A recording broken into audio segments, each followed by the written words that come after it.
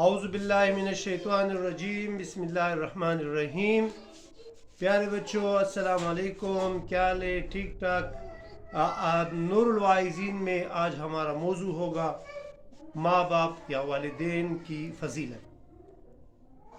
قرآن شریف میں آتا ہے کہ وَقَضَىٰ رَبُّكَ أَلَّا تَعْبُدُوا إِلَّا إِيَّاهُ وَبِالْوَالِدَيْنِ إِحْسَانًا، وقال رسول اللہ صلی اللہ علیہ وآلہ وسلم رضی اللہ فی رضا الوالدین، صدق اللہ العظیم۔ میں نے آپ لوگوں کے سامنے قرآن شریف کی ایک آیت اور حدیث، ایک چھوٹی حدیث آپ کے سامنے رکھی، اور حدیث کا ایک چھوٹا حصہ میں نے آپ کے سامنے رکھا۔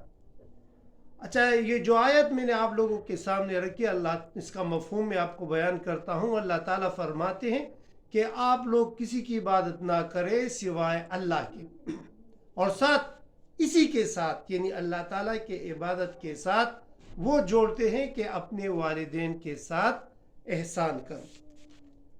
جو حدیث میں نے آپ لوگوں کے سامنے رکھی، اس حدیث میں بھی یہی ہے کہ اگر آپ اللہ تعالیٰ کی رضا حاصل کرنا چاہتے ہو، اللہ تعالیٰ کی خوشنودی حاصل کرنا چاہتے ہو، تو اپنے والدین کو راضی کرو اور اپنے والدین کی خوشنودی حاصل کرو، کیونکہ والدین کی رضا میں ہی اللہ تعالیٰ کی رضا ہے۔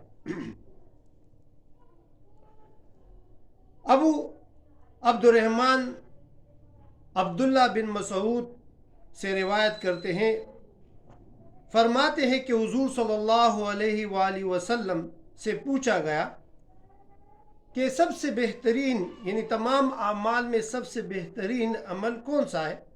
تو حضور صلی اللہ علیہ وآلہ وسلم نے ارشاد فرمایا کہ سب سے افضل عمل جو ہے وہ نماز ہے، اور نماز کے بعد دوسرا سب سے افضل عمل جو ہے وہ ماں باپ کے ساتھ اچھا رویہ ہے، ماں باپ کے ساتھ نیکی کرنا ہے۔ تیسرے حدیث میں آتا ہے، حضرت عبداللہ بن عمر بن عاص سے روایت ہے کہ حضور صلی اللہ علیہ وآلہ وسلم کے پاس ایک آدمی آیا اور عرض کیا کہ یا رسول اللہ، میں ہجرت اور جہاد پر آپ سے بیعت لینا چاہتا ہوں۔ یعنی وہ اجازت لے رہا تھا حضور صلی اللہ علیہ وآلہ وسلم سے کہ میں آپ کے ساتھ جہاد پر جانا چاہتا ہوں، میں آپ کے ساتھ ہجرت کرنا چاہتا ہوں۔ حضور صلی اللہ علیہ وآلہ وسلم نے اس شخص سے پوچھا، کیا آپ کے والدین زندہ ہیں؟ تو اس شخص نے کہا کہ ہاں، میرے والدین زندہ ہیں۔ تو حضور صلی اللہ علیہ وآلہ وسلم نے جواباً اس کو کہا کہ جاؤ اور اپنے ماں باپ کی خدمت کرو، یہ جہاد سے بھی اور ہجرت سے بھی افضل ہے، بہتر ہے۔ یعنی ان حدیث مبارکہ سے یہ پتہ چلتا ہے کہ اللہ تعالیٰ کے عبادت کے بعد سب سے بہترین عمل کیا ہے؟ وہ ماں باپ کی خدمت کرنا ہے، ماں باپ کے ساتھ نیکی کرنا ہے۔ یعنی جہاد کتنی ایک بڑا عمل ہے، جس میں بندے کو شہادت کا اور غازی ہونے کا درجہ ملتا ہے، لیکن اس سے بھی افضل عبادت، اس سے بھی افضل کام، اس سے بھی افضل اور بہترین عمل وہ ماں باپ کی عبادت کرنا ہے۔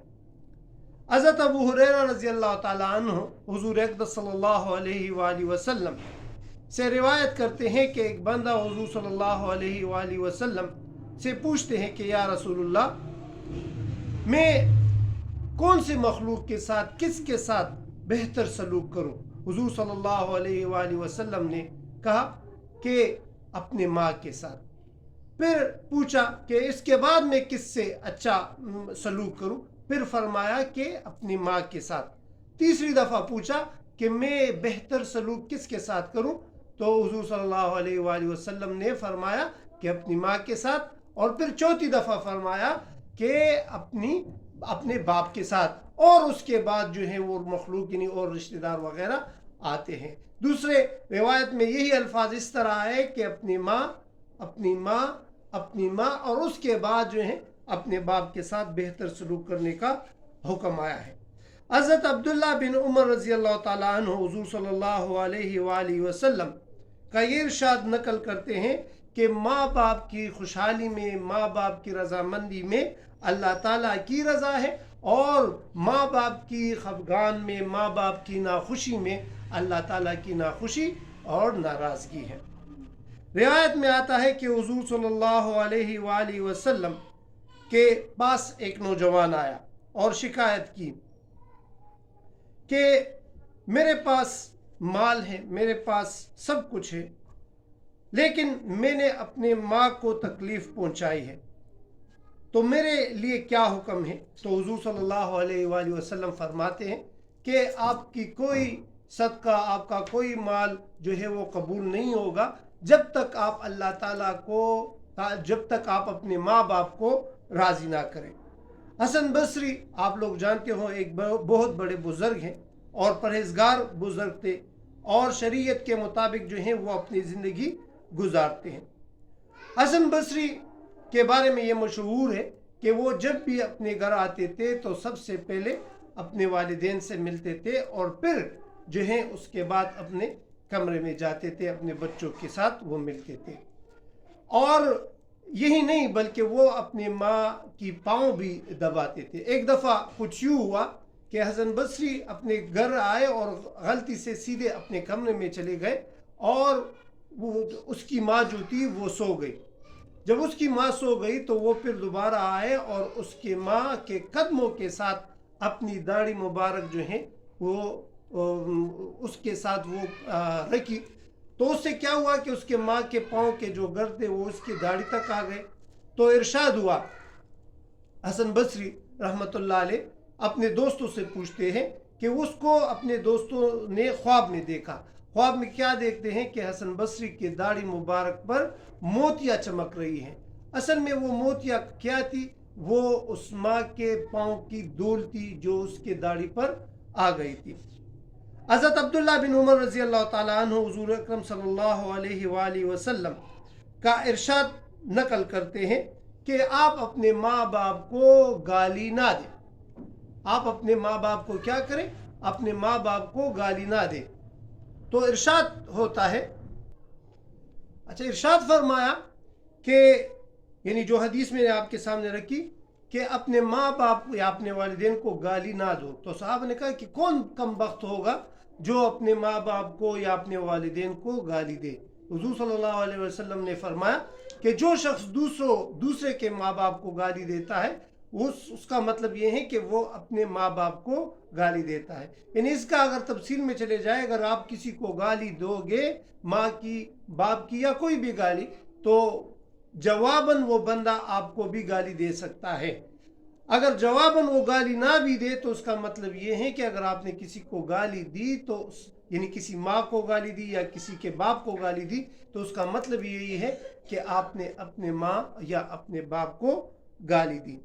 حضرت ابو امامہ سے روایت ہے کہ حضور صلی اللہ علیہ وآلہ وسلم کے پاس ایک شخص آیا اور عرض کرتے ہیں کہ اولاد پر ماں باپ کا کتنا حق ہے؟ تو ارشاد ہوتا ہے کہ ماں باپ جو ہے وہ ایک بندے کے لیے وہ جنت بھی ہے اور وہ جہنم بھی ہے۔ اگر ماں باپ کی خدمت کرے گا تو اس خدمت سے وہ جنت بھی حاصل کرے گا، اور اگر ماں باپ کی نافرمانی کرے گا تو وہ اس کو جہنم میں پہنچائے گا۔ یعنی جس طرح ہم نے پہلے سنا کہ اللہ تعالیٰ کی رضا اگر آپ ڈھونڈنا چاہتے ہو تو آپ اپنے والدین کو راضی کرو۔ حضرت عبداللہ بن عمر رضی اللہ تعالیٰ عنہ حضور اکرم صلی اللہ علیہ وآلہ وسلم کا یہ ارشاد نقل کرتے ہیں کہ پوچھا گیا کہ سب سے بڑی گناہ کون سی گناہ ہے؟ تو ارشاد ہوتا ہے کہ اللہ تعالیٰ کے ساتھ کسی کو شریک کرنا اور ماں باپ کی نافرمانی کرنا۔ اور یہ بھی ساتھ فرمایا کہ اگر ایک بندہ ناحق پر ہو اور وہ قسم کھائے، یعنی یہ دو گناہ مزید بھی اس کے ساتھ ایڈ ہو گئے۔ یعنی حضور صلی اللہ علیہ وآلہ وسلم نے کیا فرمایا؟ یہ فرمایا کہ سب سے بڑی گناہ اللہ تعالیٰ کے ساتھ شریک بنانا ہے، شرک کرنا ہے، اور دوسرے نمبر پر والدین کی نافرمانی جو ہے وہ قرار دیا، اور تیسرا کسی کو ناحق جو ہے وہ قتل کرنا، اور چوتھا جو ہے وہ جھوٹے قسم کھانا ہے۔ نبی کریم صلی اللہ علیہ وآلہ وسلم کا ارشاد مبارک ہے کہ اگر آپ اپنے والدین کے ساتھ احسان کرو گے تو آپ کو جنت ملے گی. اور یہ روایت تو بہت مشہور ہے کہ والدین یعنی ماں کے قدموں کے نیچے جنت ہیں. یعنی اگر آپ جنت حاصل کرنا چاہتے ہو تو اپنی ماں اور اپنے والدین کی خدمت کرو. روایت میں آتا ہے کہ حسن بصری بیت اللہ شریف کا طواف کر رہے تھے تو ایک بندہ تھا جس نے اپنے کاندھوں پر ایک پنجرہ رکھا تھا اور وہ پنجرے سمیت طواف کر رہے تھے. حسن بصری رحمۃ اللہ علیہ نے اس سے پوچھا کہ آپ نے یہ پنجرہ کیوں اپنے کندھوں پر رکھا ہے، اس کو اتارو اور پھر طواف کرو. وہ شخص فرماتے ہیں کہ اس پنجرے میں میری ماں ہے اور میں اس کو طواف یعنی تقریباً وہ فرماتے ہیں کہ تقریباً 7 سال سے میں اس کو اپنے کندھوں پر لا رہا ہوں اور وہ طواف اس پر کر رہا ہوں. تو وہ پوچھتا ہے کہ کیا میں نے اپنی ماں کا حق ادا کیا؟ حسن بصری رحمۃ اللہ علیہ فرماتے ہیں کہ اگر آپ دنیا کے ایک کونے سے لے کر دوسرے کونے تک جاؤ اور 70 دفعہ جاؤ، 70 مرتبہ اپنی ماں کو اس پر لے جاؤ، تب بھی آپ اپنی ماں کا حق ادا نہیں کرو گے. کیونکہ ماں نے آپ کو اپنے پیٹ پر پالا ہے اور اس کا حق جو ہے آپ کسی صورت میں اگر 70 مرتبہ اس پوری دنیا کا چکر بھی آپ لگا لو تب بھی آپ اس کا حق ادا نہیں کر سکتے. حضرت عباس رضی اللہ تعالیٰ عنہ حضور اقدس صلی اللہ علیہ وآلہ وسلم کا ارشاد نقل کرتے ہیں کہ اپنے والدین کو دیکھا کرو. جو شخص اپنے والدین کو دیکھتا ہے اس کے چہرے کی طرف تو اس کا ثواب ایک نفلی حج کے ثواب کے برابر ہے. تو صحابہ پوچھتے ہیں کہ اگر ایک بندہ جو ہے وہ روزانہ 1000 مرتبہ اپنے ماں باپ کو دیکھے تو کیا وہ اس کے 1000 حج ہوں گے؟ تو حضور صلی اللہ علیہ وآلہ وسلم جواب دیتے ہیں کہ ہاں، جتنی دفعہ وہ دیکھے اتنی مرتبہ ہی اس کو حج کا ثواب ملے گا. تو دیکھ کتنا آسان عمل ہے کہ صرف ماں باپ کے چہرے پر دیکھنے سے آپ کے حج کے برابر کا ثواب، نفلی حج کے برابر کا ثواب آپ کو ملتا ہے. ایک مشہور واقعہ ہے، حضور حضرت کعب رضی اللہ تعالیٰ عنہ فرماتے ہیں کہ حضور صلی اللہ علیہ وسلم ایک مرتبہ وہ ممبر پر چڑھ رہے تھے تو ایک دفعہ آپ نے فرمایا آمین، دوسری مرتبہ آپ نے فرمایا آمین اور تیسری مرتبہ آپ نے فرمایا آمین. تو صحابہ کرام نے عرض کیا کہ آپ نے آج عجیب سا عمل کیا، آپ نے کبھی اس سے پہلے نہیں کیا یہ عمل. تو حضور صلی اللہ علیہ وآلہ وسلم فرماتے ہیں کہ جبریل علیہ السلام آئے تھے اور اس نے کچھ الفاظ کہے اور میں نے اس پر آمین کہا. سب سے پہلے جبریل علیہ السلام نے کہا کہ ہلاک وہ بندہ جس پر رمضان کا مہینہ آئے اور وہ اس میں اپنی بخشش جو ہے مغفرت نہ کرے. تو میں نے فرمایا آمین. جب دوسری دفعہ حضرت جبرائیل علیہ السلام نے کیا فرمایا؟ حضرت جبرائیل علیہ السلام نے فرمایا کہ ہلاک ہو وہ شخص جس کے سامنے آپ کا نام مبارک آئے اور وہ درود نہ پڑھے. تیسری دفعہ اس نے کہا کہ ہلاک ہو وہ شخص جس کے والدین ضعیف العمر تک پہنچے اور وہ اس کی خدمت سے جنت حاصل نہ کرے. تو میں نے فرمایا آمین. تو ناظرین دیکھ لیجئے کہ ایک طرف حضرت جبرائیل علیہ السلام جو ہے وہ بد دعا کر رہے ہیں اور دوسری طرف حضرت محمد صلی اللہ علیہ وآلہ وسلم خاتم النبیین امام الانبیاء وہ کیا کہہ رہے ہیں؟ وہ آمین فرما رہا ہے. ایک بد دعا جبریل علیہ السلام کے منہ سے نکل رہی ہے اور حضور صلی اللہ علیہ وآلہ وسلم اس پر آمین فرما رہے ہیں کہ وہ شخص، وہ بندے ہلاک ہو جس کے والدین ضعیف العمر تک پہنچ جائے اور وہ اس کی خدمت سے یعنی جنت حاصل نہ کر لے. اور کیوں نہ ہم والدین کی جو ہے وہ فرمانی نہ کرے، تابعداری نہ کرے، کیونکہ اللہ تعالیٰ بار بار فرماتے ہیں کہ اطیعوا اللہ واطیعوا الرسول، کہ آپ لوگ اللہ تعالیٰ کی اطاعت کرو اور اس کے رسول کی اطاعت کرو. اللہ تعالیٰ بار بار حکم دیتا ہے کہ اللہ تعالیٰ کی عبادت کرو اور والدین کے ساتھ احسان کرو. اللہ کے ساتھ کسی کو شریک نہ ٹھہراؤ اور والدین کے ساتھ احسان کرو. تو ہر جگہ پر عبادت یعنی اللہ تعالیٰ کی عبادت کے ساتھ دوسرا حکم جو ہے وہ آیا ہے والدین کی خدمت کی، اس کی فرمانی کی، اس کے ساتھ نیکی کرنے کی. تو ہمیں بھی چاہیے کہ ہم اپنے والدین کی خدمت کریں، اپنے والدین کو راضی کر لیں اور کوشش کر لے کہ اپنے حضور صلی اللہ علیہ وسلم کا ایک اور بھی فرمان ہے کہ آپ اپنے والدین کے سامنے اف تک نہ کریں، تو اللہ ہم میں وہ صلاحیتیں پیدا کرے کہ ہم حضور صلی اللہ علیہ وسلم بلکہ اللہ اور حضور صلی اللہ علیہ وسلم کے بتائے ہوئے راستوں پر چلے اور اپنے والدین کی خدمت کرے۔ وآخر دعوانا الحمدللہ رب العالمین۔